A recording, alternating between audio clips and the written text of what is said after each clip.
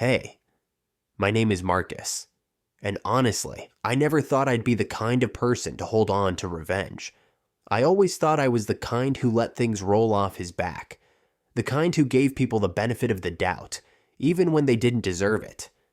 But something changes when you give your best, when you try to walk the right path, and someone you trusted completely, someone you looked up to, not only lets you down, but pushes you down and makes sure you stay there. At first, I tried to brush it off. Like everyone says, keep your head down, do your job, prove them wrong quietly. That's what I was taught growing up. Let your work speak for you. Don't engage in drama. But what happens when your work is speaking and no one's listening? Or worse, someone else is twisting your story behind closed doors? That's what happened to me, and I didn't even see it coming. I didn't start this journey looking for payback. I didn't wear the uniform hoping to one day get even. I signed up because I wanted to matter. I wanted structure, purpose, maybe even pride. The kind that sticks with you when your life hasn't had much direction. And for a while, I thought I found it. I was focused. I followed orders. I worked harder than I ever had in my life. I kept thinking, just a little longer, and they'll see what I'm made of. But life doesn't always reward the patient ones. Sometimes the quiet ones get stepped on. And the loud, charming, manipulative ones? They rise faster. People follow their voice, not your truth. That's where this story really begins. Not with me climbing the ranks or making some grand speech, but with me sitting on my bunk one night, humiliated, dismissed, and completely alone, wondering if maybe, just maybe, they were right about me, that I was useless, that I didn't belong. This isn't just a story about how someone tried to tear me down. It's about how I rebuilt. It's about what pain can do when you stop running from it and start using it. It's about quiet revenge, not the kind that explodes, but the kind that unfolds, slowly, silently, and with dignity. This story is for anyone who's been laughed at behind their back, doubted for no reason, or left behind because they didn't fit the mold. And if you're sitting there, listening to this right now, thinking about the moment your story shifted, I want you to know, I've been there. I know what it's like to be overlooked. I know what it feels like when even the walls seem to turn their backs on you. But I also know this. If they try to bury you, make sure you grow roots. Because the day will come when they realize you were never useless. You were just becoming something stronger. Before everything went sideways, I was just trying to find my footing. I wasn't some prodigy or legacy kid walking into the Navy with generations of medals behind me. I didn't have an admiral for a father or a brother in command. I came from a small, quiet town where people worked hard, kept their heads down, and did what they had to do. My dad worked construction. My mom cleaned houses. I didn't grow up with much, but they gave me what mattered: discipline, humility, and a spine that didn't bend too easy. When I enlisted, I was 24, a bit older than most of the guys I trained with. I'd worked a bunch of odd jobs before then: security, warehouse nights, even bartending. But none of them felt like a future. I didn't want to drift forever. The Navy felt like a path. Something solid. Something that would demand the best out of me, and maybe, in return, give me back a sense of worth I'd never really felt before. The first few months were brutal, but I liked it. The structure, the routine, the challenge. I wasn't the fastest or the loudest, but I showed up every day and pushed myself. I was proud of that. I was making something of myself, finally. I got assigned to a ship on the East Coast. Nothing glamorous, but steady work. I remember the first time I stood at attention in full gear. The salt in the air, the hum of the engines, the silence of that moment, knowing I was part of something bigger. I thought, yeah, this is it. This is where I belong. And then there was Harris, Lieutenant Patrick Harris. He'd been in the game longer, about 5 years senior to me, and people respected him, or at least they listened to him. Charismatic, loud, confident. He had this way of owning a room with a joke and a smirk. At first, I looked up to him. I wanted to learn from him, impress him even. I thought maybe if I stayed close, I could absorb some of that leadership magic. But I should have seen the signs. the subtle digs in conversation, the way he'd make jokes at my expense in front of the others. Small things at first, things that felt like teasing but never landed quite right. Marcus is too nice for this job. Bet you he still folds his socks like his mom taught him. I laughed along with them. I didn't want to seem thin-skinned. I figured it was all part of the culture.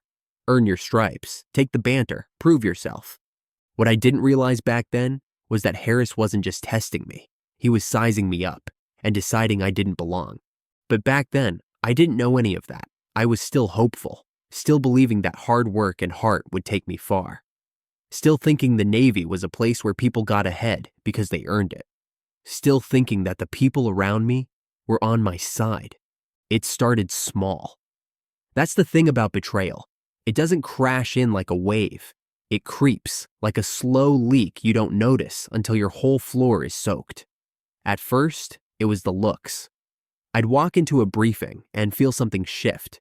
People would go quiet a little too quickly. They'd glance at me like I wasn't supposed to be there. But no one said anything out loud, not at first. Then I began getting pulled from tasks. Leadership rotations I'd prepped hard for, suddenly reassigned. My name wouldn't show up on the list. At first, I thought I'd made a mistake.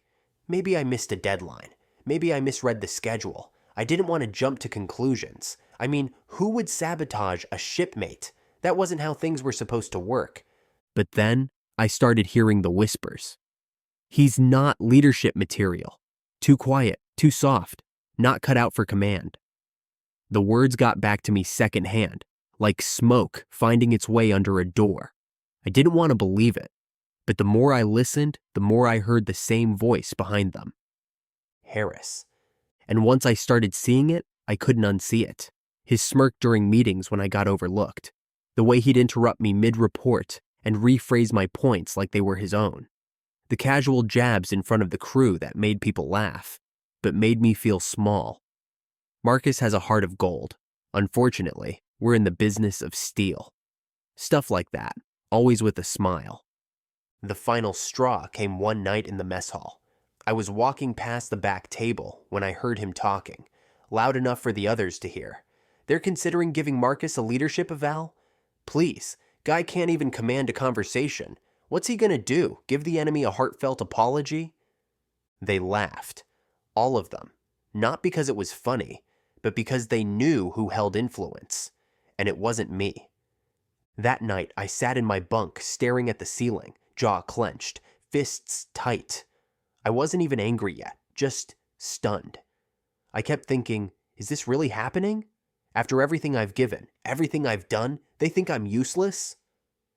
I tried going to my superiors, brought it up, carefully, professionally. But Harris had already planted seeds. Marcus is sensitive, reads too much into things. He's good, just not leadership ready. The more I spoke, the more it sounded like I was making excuses. And that's when it really hit me. I wasn't just being ignored. I was being erased. My progress, my potential, even my voice. It was all being slowly buried under someone else's version of me. That's when the trust broke, not just with Harris, but with the system I thought would protect the ones who showed up, did the work, and stayed honest. That's when something shifted inside me. That's when I stopped waiting to be seen and started preparing to be unignorable. After that moment, things didn't just feel different. They were different. I wasn't imagining it anymore. The silence, the looks, the subtle exclusions. It all hardened into reality. I became the guy they barely called on. The guy who got the grunt work. The one they skipped over when opportunity came knocking. It didn't matter how sharp my reports were or how prepared I came to drills. No one was watching. Or worse, they were, and they'd already made up their minds. I lost more than just professional respect. I lost a part of myself. There's a weight that comes with being sidelined, especially in a system that's supposed to function like a family. We were supposed to have each other's backs. But me? I was floating, adrift. I started second-guessing myself. Every move, every word, every look. Was I coming off too weak? Was I not commanding enough? Was I really not cut out for this? The worst part? No one stood up for me. Not the guys I bunked beside. Not the ones I'd helped cover on late shifts. Not even the ones who used to joke with me in the chow line. They just faded. I became the guy everyone avoided making eye contact with, as if my doubt might rub off on them, as if Harris's words had turned me radioactive. I've never felt more alone in my life. And then came the evaluation, the one I had been working toward for months, the stepping stone to actual command training. I walked into that room, heart pounding, chest straight, holding on to a shred of hope. But as soon as I saw the panel, I knew. The glances, the clipped tones, the rehearsed questions, the polite dismissal. We'll be in touch. They never were. I remember standing outside the room afterward, staring down the hall, hands shaking. It felt like the air had been sucked out of my lungs. I wasn't just passed over, I was written off. And somewhere down the hallway, I could hear Harris laughing with someone, like nothing had happened. I went back to my quarters and just sat there. For hours. Didn't move, didn't speak. I think a part of me broke that night. Because that's when I stopped believing that doing the right thing would be enough. That showing up, staying loyal, working hard, would carry me through. But something strange happened in that silence. Just before lights out, there was a knock at my door. Commander Ortega. A man who didn't say much, but when he did, people listened. He sat on the edge of the bunk and said, "You've been tested, Marcus. Not by drills or duty, but by people, and you're still here." He looked me dead in the eyes and said, "Start acting like the leader I already see. The rest will catch up." That moment didn't fix everything, but it lit something in me. A quiet, burning determination. Not to prove Harris wrong, but to prove myself right. Because from that moment on, I was done asking for permission to belong. After that conversation with Commander Ortega, something in me finally clicked. Not in a dramatic Hollywood way. I didn't storm out or make some grand declaration. I just changed direction. Quietly. I stopped trying to fit into the version of myself that Harris had painted for everyone. I stopped shrinking. I stopped explaining. Instead, I worked. I started saying yes to the jobs no one else wanted. Long shifts, early drills, overseas postings. The ones that took you away from your comfort zone and tested your limits. I volunteered for every qualification course I could squeeze into my schedule. Communications systems, tactical strategy, damage control. I wasn't trying to make noise. I was building a record that no one could ignore. No politics, no favoritism, just performance. People began to notice, not right away. But over time, the tone shifted. Officers who used to glance past me started asking for my input. Crew members who once laughed at Harris's jokes now came to me with questions. I didn't brag. I didn't rub it in anyone's face. I just kept showing up, doing the job, exceeding expectations. And the higher I climbed, the quieter Harris became. It took almost 4 years. 4 years of rebuilding. 4 years of swallowing pride and turning it into fuel. But then it came, the letter. A new posting, my own command. A smaller vessel, sure, but mine. I read the orders 3 times to make sure I wasn't dreaming. Lieutenant Commander Marcus D. Allen, assigned command, USS Belgrave. I remember the day I walked into the final briefing before deployment. Harris was there, still holding rank, still comfortable in his bubble, but this time the chairs faced me. I took my place at the front of the room, set down my folder, and said calmly, "Gentlemen, let's begin." The look on his face? Silence. Still. Tight smile. No jokes, no comments. Just the quiet realization that the man he once called useless was now the one calling the shots. And that was my revenge. Not some fiery takedown, not a public confrontation. Just the undeniable weight of earned respect, the authority of competence, the satisfaction of being exactly where I was meant to be, without stepping on a single soul to get there. I didn't need to destroy him. He did that all on his own. His power came from other people's doubt. Mine came from what I built when no one believed in me. And standing there, in command, I didn't feel bitter. I felt free. That's the thing they don't tell you about revenge. It doesn't always roar. Sometimes it looks like calm confidence. a nameplate on your own door, a crew that follows because they trust you, a uniform that finally fits who you've become.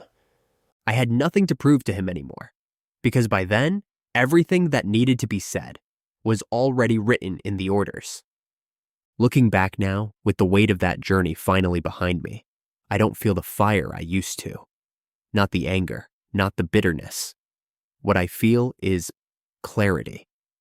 I understand now that not all battles are fought with weapons. Some are fought in silence, in how you carry yourself, in how you refuse to shrink even when the room tries to make you invisible. I didn't win because I shouted louder. I won because I outlasted the storm and stayed standing. There were days I questioned everything, days I wanted to quit, nights when the doubt felt louder than any voice in the room. But I kept going, not because I was sure of myself, but because something inside me refused to believe that my story was supposed to end in shame. I wasn't perfect. I made mistakes. I stayed quiet too long.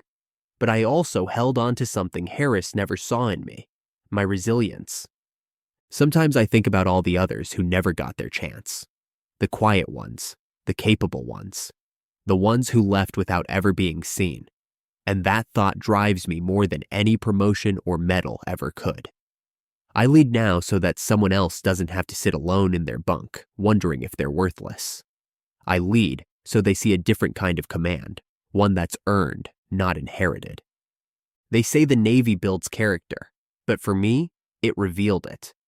It showed me that you don't need to become someone else to rise. You just have to become more of who you already are. And maybe, just maybe, the very thing they tried to use against you becomes the thing that carries you the farthest. I still hear his voice sometimes, that laugh, that comment. He's not leadership material. And I smile now, not because I proved him wrong, but because I no longer care whether he was right. I didn't rise to make him eat his words. I rose because my future demanded it. They told me I was useless. But the Navy gave me my own command. If this story meant something to you, hit subscribe for more. And if you're going through something right now, I mean it when I say, you're stronger than you think.